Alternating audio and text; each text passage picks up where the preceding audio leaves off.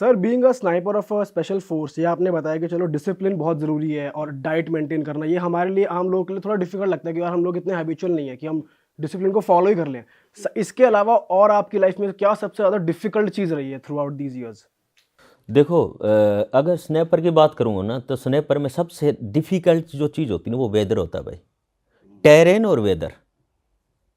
आप अभी जैसे मान लो अभी ठंडी का टाइम चल रहा है, मिलिटेंट ना भगवान है, कब आएगा कितने टाइम के लिए आएगा कुछ नहीं पता, आपको ऑब्जर्व करते रहना पड़ेगा हर टाइम के लिए। आप पूरी रात होगी, बस आपको इतना मिलेगा यार ये रास्ता है ना यहाँ से, या फिर ये जो एक एक फ्रेम है ना यहाँ से निकल सकता है वो। आपको स्पॉटर को कंटिन्यू ऑब्जर्व करना पड़ेगा वो चीज़ें कंटिन्यू दिन रात में। सिर्फ आपकी साइट चेंज होगी, दिन में आपने नॉर्मल साइट लगा रखी, रात में आपने थर्मल वो लगा लिया, साइट लगा लिया, सिर्फ वो चेंज होगा, बाकी दिन रात आप ऑब्जर्व कर रहे हो। सुबह के बज गए 8 बजे आपको ये लगा कि अभी आएगा, और उसी टाइम फॉग आ गया, उसी टाइम फॉग आ गया, बारिश हो गई या कुछ ऐसा मतलब हो गया कि एक तो वेदर और दूसरी चीज़ टेरेन। टेरेन भी बहुत तंग करता है स्नैपर को, बहुत मतलब ज़्यादा तंग करता है। हो रही है चीज़ें, ये चीज़ें ना ये हो रही है अभी, आगे आगे जो स्नैपर आएंगी उसमें हो रहा है। अभी जैसे मान लो वेदर की जब हम फायर करते हैं धूप के मौसम में, तो आपका टारगेट ना, जितना टारगेट दूर होगा आपसे ना उतना छोटा होगा। चीज़ें ऑब्जेक्ट जितना आपसे पीछे जाएगा ना उतना छोटा होता रहेगा। तो वो क्या करेगा, मेरे मान लो मेरा टारगेट 1 किलोमीटर दूर है मेरे से, मेरे और मेरे टारगेट के बीच में वो बारिश हो, सॉरी धूप है ना, तो वेव्स देखे होंगे ना आपने, ऐसे ऐसे ऐसे करके वेव, तो आपका टारगेट भी क्या करेगा, ऐसे ऐसे करके हिलेगा, वो स्टेटिक नहीं रहेगा। तो आपको एम लेना, अभी स्नैपर के लिए इतना बड़ा टारगेट नहीं होता, इतना टाइम नहीं होता सोचने का, बस कुछ एक मिनट के लिए आया वो, मिनट भी नहीं देता कभी कभी तो मिलिटेंट आया, शॉट लिया, एम लिया और ठोक दिया। तो आजकल स्नैपर आ रखे हैं, जैसे इजराइल के गलील स्नैपर है तो उसके साथ फिल्टर दे रखे हैं। फिल्टर की अगर फोग आ गया तो ऑरेंज फिल्टर है, आपकी टेलीस्कोप साइट है उसके पीछे लगा लो। फिर उसके बाद में ज़्यादा धूप है तो एक वो ब्लैक फिल्टर है, वो आप उसके पीछे ऐड कर सकते हो।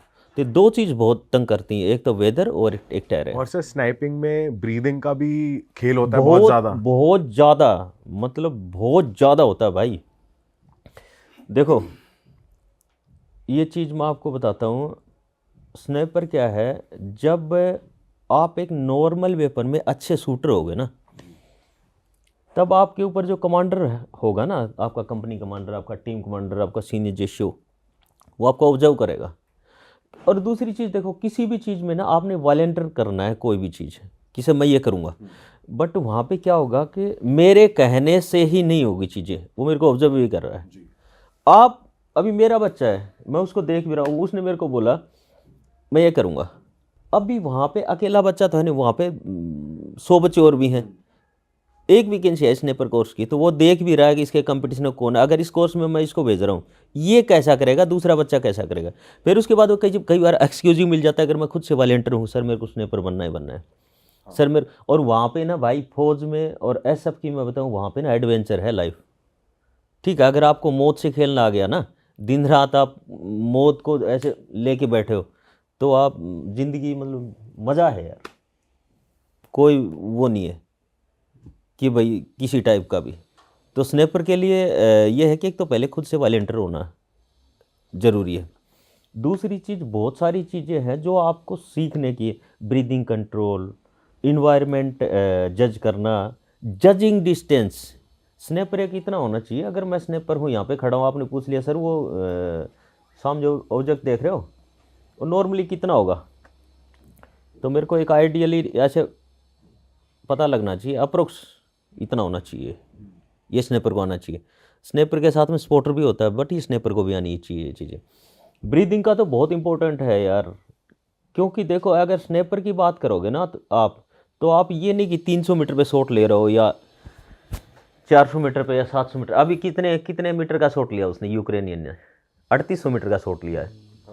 3800 मीटर लगभग 4 किलोमीटर चला गया राउंड, बुलेट 4 किलोमीटर गया ना, तो 4 किलोमीटर बुलेट डालने के लिए वो भी एक बंदे कितना दिखाई देगा आपको, बंदा इतना सा क्रेजी। इतना सा दिखाई देगा 4 किलोमीटर पे। 1 किलोमीटर पे अभी देखो, मान लो एक डॉट है ऐसे करके, रेड डॉट आता ना, लेजर पॉइंटर आता है, या फिर किसी में क्रॉस है। अगर वो 100 मीटर पे मैं देख रहा हूँ तो 100 मीटर पे तो ठीक है, मैं उसको वो कर सकता हूँ, डिवाइड कर सकता हूँ टारगेट को, कि मैंने इसके हेड लेना है या इसका मतलब मिड लेना है या फिर लोअर पार्ट लेना, कोई भी लेना है तो मैं डिसाइड कर सकता हूँ। बट वो चीज़ चलेगी 1 किलोमीटर पे, तो जितना आपका रेड डॉट है ना वो पूरा उसको कवर करेगा, क्योंकि आप वो रेड डॉट ना आपके यहाँ पे है, और चीज वो जो ऑब्जेक्ट है वो जितना पीछे जाएगा उतना आपसे क्या हो रहा है, दूर हो रहा है और बड़ा हो रहा है। तो आपको वो चीज़ यहाँ से अपने माइंड में फ्रेम करनी पड़ेगी कि यार मैं पूरे टारगेट को ना अपने एक सेक्टर में काट रहा हूँ ऐसे करके, और कौन सेक्टर में स्क्वायर बनाया आपने, मान लो ह्यूमन बॉडी है उस पर सेक्टर में स्क्वायर बनाए। अच्छा, अगर मैं यहाँ पे एम ले रहा हूँ, इस स्क्वायर में एम ले रहा हूँ, तो मेरा राउंड जाके इसको हिट होगा। उससे पहले आपको 100 चीज़ें ऑब्जर्व करनी पड़ेगी, वेदर कैसा है, विंड फ्लो कैसा है, फिर सूरज मेरे पीछे है या काफ़ी सारी चीज़ें होती है यार जो आपने देखनी होती है। फिर उसके बाद में अगर इतने मीटर पे आप वो ले रहे हो ना, शॉट ले रहे हो, तो एक फॉर्मूला होता है हमारा। नंबर 1 तो आपको लीड लेना आना चाहिए।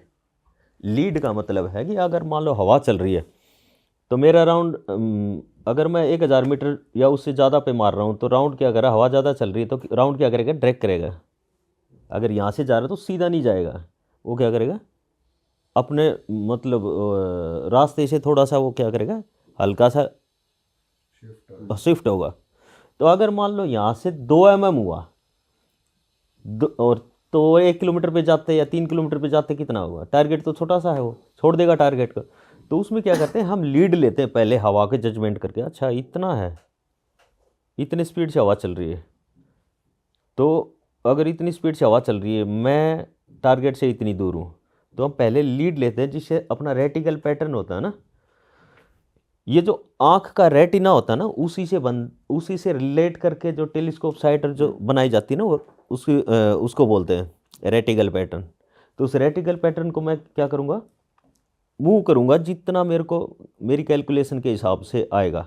अगर मेरे को मान लो कि 1000 मीटर पे बुलेट हिट करना है, तो मेरे को 2 क्लिक की लीड लेनी पड़ेगी या 3 क्लिक की, वो आएगा मेरे कैलकुलेशन से। दूसरी चीज़, और ये कैलकुलेशन सर एकदम विद इन सेकंड्स या मिनट से लेनी होती है बस बिल्कुल भाई, बिल्कुल, मतलब आपका स्पॉटर बोल देगा विंड 32, विंड 30, इतना बोल देगा, डायरेक्शन बता देगा, इतने से इससे इधर से इधर जा रही है।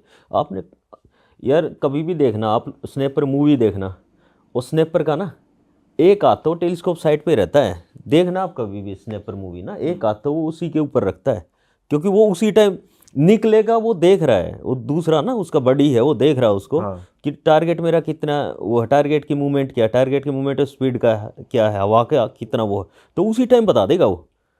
आपका एक्सपीरियंस इतना हो जाता है ये सब चीज़ें कर करके, क्योंकि यार आप कोर्स करके आए, उसी टाइम तो आपको कोई रियल उसमें भेजेगा नहीं, पहले आपको रगड़ेंगे ढंग से, नहीं पहले आपको ग्राउंड में रगड़ेंगे अच्छे से, तब आपके कमांडर को आप पे विश्वास होगा कि नहीं अब ये कर सकता है, उस टाइम आपको लगाएंगे। रियल शॉट है, आपके ग्रुप को, आपकी पलटन को भी वो ही चांस है। और सर स्नाइपर को टीममेट चाहिए होता है हमेशा, और दूसरी चीज़ हमेशा चाहिए होता है, हमेशा चाहिए होता है, इन चीज़ों में कोई कंप्रोमाइज़ नहीं होता। दूसरी चीज़, अगर 3800 मीटर पे शॉट ले रहा ना वो, बाकी तो आप छोड़ दो, बाकी नॉर्मल चीज़ें कोई भी कर लेगा। अर्थ रोटेशन भी आपको कैलकुलेट करने आने चाहिए, ठीक है, अर्थ रोटेशन भी आपको कैलकुलेट करने आने चाहिए, तब आप डाल सकते हो।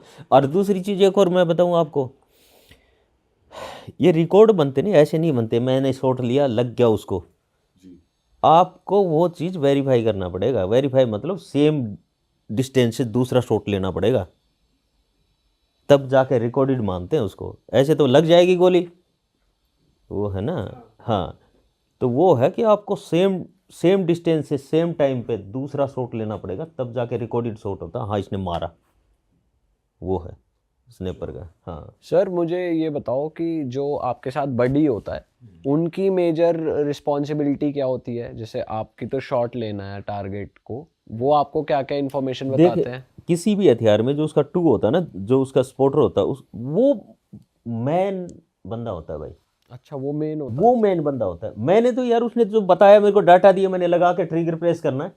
अच्छा, हाँ, बट अगर उसने मान लो डिस्टेंस को जज किया, उसमें उसने गलती कर दी। विंड स्पीड को उसने कैलकुलेट किया, उसमें उसने गलती कर दी। लाइट, ये जो अपना सनलाइट है, उसमें उसने गलती कर दी। अगर थोड़ा सा भी वो गलती कर देगा ना, तो डाटा मेरे पास क्या होगा, गलत जाएगा ना। मान लो उसने बोल दिया कि भाई सर 1700 मीटर पे वो लगा है ऑब्जेक्ट, टारगेट है। मैंने लगाया 1700 मीटर, टारगेट हुआ कितना, 1900 मीटर पे। क्या होगा, राउंड 1700 मीटर पे। तो वो चीज़ है, वो बहुत इंपॉर्टेंट है भाई, वो बिल्कुल मतलब। और दूसरी चीज़, एक चीज़ और बताता हूँ, डाटा भी पूरा सही है, उसने मेरे को डाटा भी पूरा सही दे दिया, मैंने लगाया, ठोक दिया। बट क्या हो रहा है, यहाँ पे जो हवा है ना, कई बार क्या होता है, यहाँ पे जो विंड होती है ना, वो रहेगी इस साइड की, और जहाँ पे टारगेट है वो रहेगी इस साइड की। अब ये तो है नहीं कि यार वो वहाँ पे जाएगा बेचारा इनिमी के पास में, वो देखेगा, ऐसा तो नहीं है ना। वो तो सिर्फ मूवमेंट को देख रहा है, वहाँ पे पेड़ या कुछ ऐसी चीज़ है उसको देख रहा है। तो मान लो मेरा राउंड मिस हो गया, मान लो, तो वो भाई साहब माइक्रो सेकंड में करेक्शन देगा। मैं राउंड मार रहा था, मान लो सेंटर में, राउंड सेंटर में नहीं लगा, तो उसी टाइम करेक्शन देगा 10-7। 10-7 का मतलब ये है कि भाई तेरा जो राउंड लगा है वो 10 बजे की लाइन में पॉइंट ऑफ एम से 7 सेंटीमीटर लगभग दूर लगा है। अरे वाह, आपने ये वीडियो यहाँ तक देख ली भाई, तुमने हमारी मेहनत सफल कर दिया। तुम ही लोग हो असली रियल हिट। और अगर आपको बहुत मज़ा आ रहा है ऐसी क्लिप्स में, ऐसी वीडियोस में, तो फटाफट जाइए प्लेलिस्ट पे, बिंज वॉच कीजिए और सारी वीडियोस देख डालो और मौज काटो। That is it. हम मिलेंगे नए पॉडकास्ट में, नए क्लिप में। Till then bye bye, see you, take care, do subscribe.